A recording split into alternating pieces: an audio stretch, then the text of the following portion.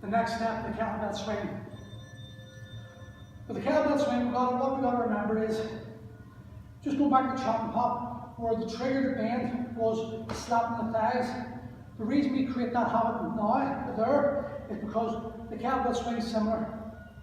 I don't want to break this posture until my hands hit my groin, basically.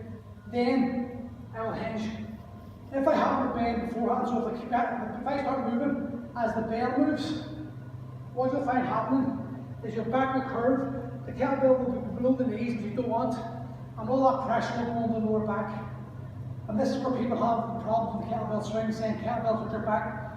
It's usually not the kettlebell hits your back, it's your technique and bad instruction. So you've got to spend time creating these small habits, so when you actually come to doing a kettlebell with the weight, or kettlebell swing properly with an actual weight, these habits hopefully will lessen these injuries, or the risk of injury. So again, a step back, create that gap, sit back into the hips, bell and hip. We're going to hike the kettlebell through, except this time we're going to drive our hips forward, and the drive of the hips, the ballistic movement, is going to propel the bell forward. So it's going to be here, and set it back down. You notice when I set it back down, I went to go for a second swing, and then set it in front of me. What I don't want to do is I don't want to go like this, and set it down. A lot of injuries are caused when people say we'll pick number 10. So they go 9, and then the thing says 10, and they just go, I've finished, and then they relax. I think yourself is going for number 11, so it's going to be 10, and before you can, instead of coming up this way, they just set it back down.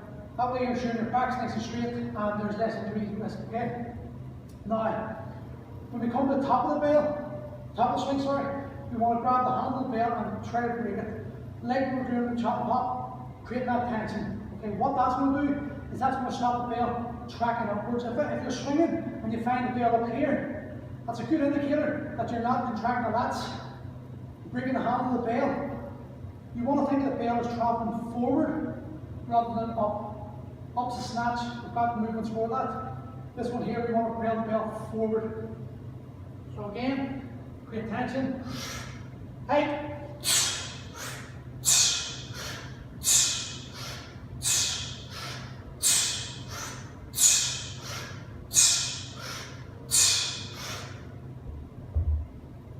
you notice on the downswing, I don't just let gravity do the work. I work against it and I pull the bell through so I go faster than gravity.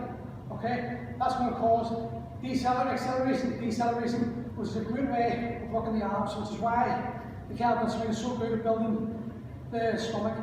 Anything that works the grip, the glutes, and the guts, the 3 Gs, is a great way of building strength. The kettlebell swing does that. So try that and hopefully you get a grip with it.